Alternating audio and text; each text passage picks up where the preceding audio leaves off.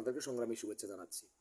আপনারা জানেন, সাগরিকা এক্সপ্রেসের বর্ধিত ভাড়ার প্রতিবাদে আমরা একের পর এক কর্মসূচি চালিয়ে গেছি। গতকাল সেই কর্মসূচির একটি সার্থকতা আমরা দেখতে পেয়েছি মানুষের জাগরণের মধ্য দিয়ে। আমরা আপনাদেরকে একটি কথা একেবারে দ্ব্যর্থহীন কণ্ঠে বলে দিতে চাই যে আমরা কেউ নেতা হওয়ার জন্য আমরা এখানে এসে দাঁড়াইনি। আমরা আমাদের দায়বদ্ধতা থেকে আমরা আমরা নিজেরাই এই ঘটনার ভুক্তভোগী। এই ভুক্তভোগিতার জায়গা থেকে আমাদের সেই মনোযাতনা থেকে সেই হচ্ছে হলো যে ভিতরে যে একটা অন্তর্দহন, সেই অন্তর্দহন থেকে আমরা এখানে এসে দাঁড়িয়েছি। কেউ নেতা হওয়ার জন্য নয়।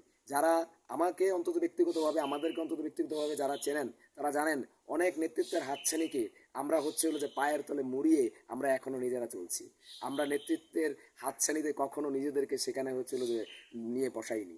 তো সেই জায়গাটা থেকে আপনাদেরকে বলতে চাই, কারণ আমাদের সমাজে এগুলো আমরা দেখি, অনেকে বলবে তার কোনো স্বার্থ বা তার কোনো ইচ্ছায় সে হচ্ছিল করেছে। আমরা সেটা না, আমরা আমাদের বিবেকের তাড়নায় আমরা নিজেরাই এর ভুক্তভোগী হয়েছি।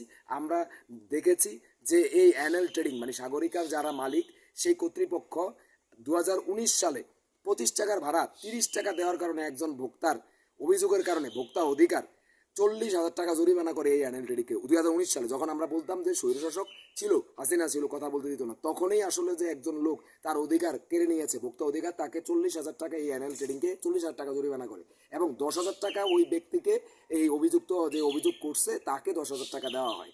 তো তখনই তিনি কিন্তু তার অধিকার আদায় করতে পারছে।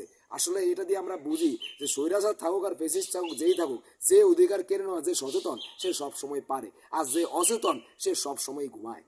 তো ওই জায়গাটা থেকে আমরা বলবো যে এখন তো আমরা স্বাধীন দেশ বলি, আমরা বলি যে স্বৈরাচার মুক্ত হয়েছে, কিন্তু তারপরেও দেখেন আজকে 19 সাল আর 6 বছর পরে এসেও এখনও আমরা কিন্তু ভাড়াটা দিয়ে যাচ্ছিলাম। কিন্তু আমরা ব্যক্তিগতভাবে হয়তো দুই একজন আমরা যেই ভুক্তভোগী শিকার হলাম, আমরা ঠিক করলাম যে না, এটা তো এইভাবে করতে দেওয়া যায় না। আমরা আমাদের দাবিটা যদি আমরা ভুক্তাধিকারে দিতাম, ওনার মতন 10,000 টাকা আমরা পেয়ে যেতে পারতাম, বা নাও পেতে পারতাম, 5,000 টাকা পেতাম, কিন্তু যেটাই হোক সেটা আমার হচ্ছিল যে অধিকার আদায় হইতো একজনের। কিন্তু আমরা সেটা সমষ্টি করতে চাইছি। আমরা যাচ্ছি সমাজটা বদলাতে, কারণ আমি আপনি এই সমাজের মধ্যেই বেড়ে উঠি। তাই আপনাদেরকে পরিষ্কার একটি বার্তা দিয়ে যাচ্ছি যে আপনারা আপনাদের জায়গা থেকে সবাই সচেতন হলে সব কিছুই অর্জন করা সম্ভব।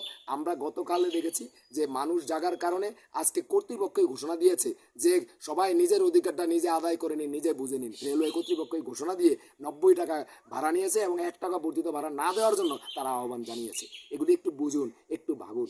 ধন্যবাদ সকলকে।